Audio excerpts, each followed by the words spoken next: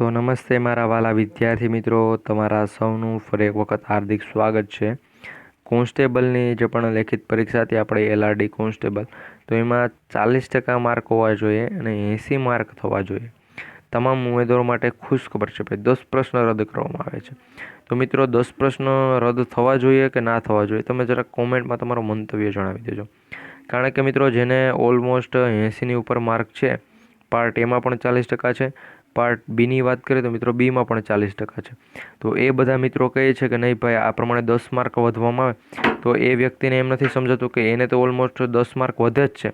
એને એક્ઝામ્પલ તરીકે 80 માર્ક હોય તો એના 90 માર્ક થાય છે અને એનું સિલેક્શન પણ થઈ જ જાય છે. તો મિત્રો એ બધાને શું વાંધો છે એની પણ ચર્ચા કરીશું. એ પહેલાં જો તમે આપણી ચેનલ પર નવા હોય તો ચેનલને સબસ્ક્રાઈબ કરી બેલ નોટિફિકેશન ઓન રાખજો, જેથી કરી ગુજરાત પોલીસને અથવા ગુજરાતમાં આવનારી તમામ સરકારી ભરતીની માહિતી અમે સૌથી પહેલાં તમારા સુધી પહોંચાડતા રહીએ. કઈ રીતે ફોર્મ ભરવા, શું કટ ઓફ રહેશે, એ બધી અપડેટ છે. નાના મોટી જેટલી પણ અપડેટ આવશે સૌથી પહેલાં આપણી GP ઓફિશિયલ યુટ્યુબ ચેનલ દ્વારા તમને પહોંચાડવામાં આવશે. તો ચેનલને ખાસ કરી સબસ્ક્રાઈબ કરવાનું ભૂલતા નહીં.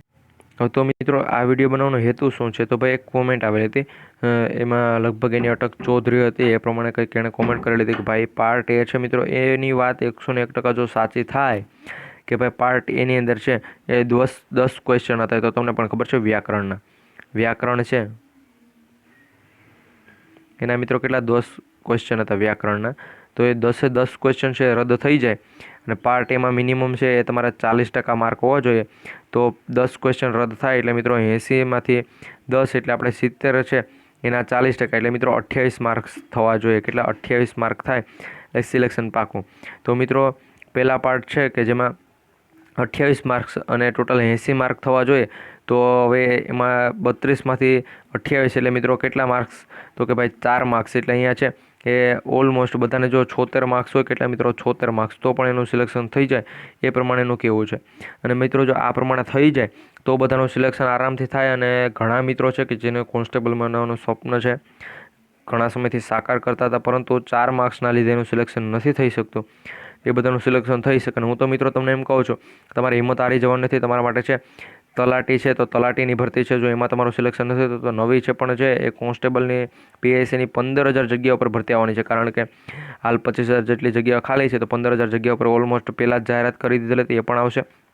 પરંતુ આમાં મિત્રો જો વાત કરું તો PSIની જે પણ એક્ઝામ હતી મિત્રો, PSIની એક્ઝામ એમાં બધાને 3 થી 4 માર્ક્સનો વધારો કરેલ છે. તો પછી આપણે કોન્સ્ટેબલમાં તો મિત્રો વધારો કરવામાં જ આવશે 3 થી 4 માર્ક્સ. કારણ કે તમારે તો નહીં મિત્રો, હું જો કહું તો 100માંથી મિત્રો 70% ને એવો પ્રશ્ન છે કે આપણે વ્યાકરણ છે તો મિત્રો એમાં છે એ જો તમે ઓપ્શનમાં પણ મિત્રો ભૂલ છે અથવા ક્વેશ્ચન છે એ સિલેબસની બહારનો છે, અથવા બધાએ મિત્રો વ્યાકરણ એવું છે કે એમાં પોતે મિત્રો અલગ છે એના મંતવ્ય પ્રમાણે જવાબ આપેલો હોય, તો એ પ્રમાણે કંઈ પણ નથી કર્યું. એટલે વ્યાકરણના 10 ક્વેશ્ચન છે એ રદ થવા જોઈએ. મિત્રો આ વાતથી અમે પણ માનીએ છીએ, થાય તો બધાનું સિલેક્શન થાય.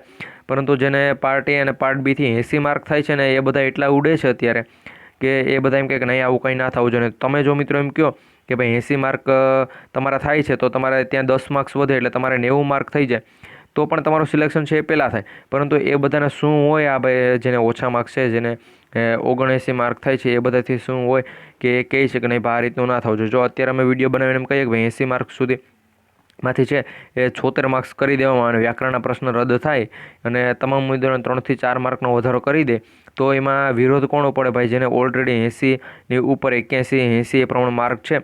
એટલે એ બધા એમ કહે છે કે અમારું સિલેક્શન તો થઈ ગયું, અમે તો ભાઈ શું કહેવાય કે રાજા બની ગયા પ્રમાણે એ અત્યારે વાતો કરે છે.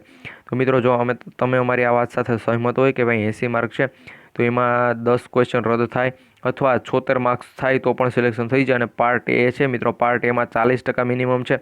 એમ નથી કહેતા કે ભાઈ 35% કરી દો અથવા એનાથી ઓછું કરી દો, 40% રાખો, પરંતુ પ્રશ્ન છે એ રદ કરી દો, જેથી કરી તમારે જ્યાં 80 ક્વેશ્ચન હતા તો 80 માર્ક હતા તો એના 70 માર્ક્સથી ના તમે 40% કરો, જેથી કરી 28 માર્ક્સ થાય. તો જેનું પણ સિલેક્શન નથી થઈ શકતું એ બધાનું સિલેક્શન ઓલમોસ્ટ થઈ જાય છે. પરંતુ અમુક જે પણ એવા તત્વો છે કે જે ખોટી કોમેન્ટ પણ કરશે. આપણે આ વિડીયોનો કોમેન્ટ સેક્શન ઓન રાખ્યું છે, જેને જે કોમેન્ટ કરવી એ કરે, પરંતુ જો આ વાત સાથે સહમત હોય, વ્યાકરણના પ્રશ્ન 10 છે અથવા જેટલા હોય એટલા વ્યાકરણના પ્રશ્ન રદ થાય, તો મિત્રો કોમેન્ટમાં યસ મોકલજો. ને જે પણ નથી સહમત આ વાત સાથે એ નો મોકલજો. ને નો મોકલ્યા બાદ તમારો નો લખી અને એમાં તમારું કારણ જણાવજો ભાઈ. નીચે છે તમારું કારણ પણ જણાવી દેજો કે તમે શા માટે છે એ નો લખેલું છે અને તમને શું વાંધો છે કે ભાઈ આ 10 ક્વેશ્ચન રદ થાય અને ઘણાનું સિલેક્શન થાય. ભાઈ થવું જ જોઈએ છે, યસ મોકલી દેજો, જેથી કરી આવી બધી માહિતી છે અમે તમારા સુધી પહોંચાડતા રહીએ. અને મિત્રો જો નો મોકલશો તો અમે તમને તમારે નો લખી અને નીચે જણાવવાનું છે કે ભાઈ શા માટે તમે નો લખેલું છે. પ્લસ મિત્રો આ રીતે જો તમે નો લખો તો મિત્રો હું તમને જણાવી દઉં તમે નો શા માટે લખશો ને એ બધી માહિતી તો પછીની વાત છે. પરંતુ તમારી યાર 80 માર્ક છે તો તમારે 10 માર્ક્સ વધશે એટલે તમારે તો 90 માર્ક થશે જ.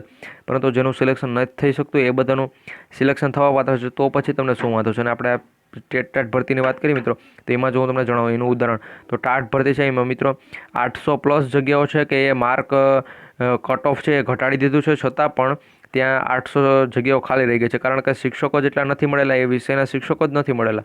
તો આમાં પણ મિત્રો એવું રીતનું ના થઈ શકે. 12,000 સારી એવી જગ્યા છે, તો આમાં જગ્યા પડી રહે અને ઉમેદવારોનું સિલેક્શન ના થાય તો એ પ્રમાણે ના કરતા. એટલે કોમેન્ટમાં યસ મોકલજો, જેથી કરી નો મોકલો તો કારણ જણાવી દેજો. જો મિત્રો આ પ્રમાણેની માહિતી હતી, તમને માહિતી પસંદ આવે તો વિડીયોને લાઇક કરજો. આપણી જીપી ઓફિશિયલ યુટ્યુબ ચેનલ પર જો તમે પહેલી વખત વિઝિટ કરતા હોય, ચેનલ પર નવા હોય તો ચેનલને સબસ્ક્રાઈબ કરી આ વિડીયો તમારા તમામ મિત્રો સુધી શેર કરી દેજો.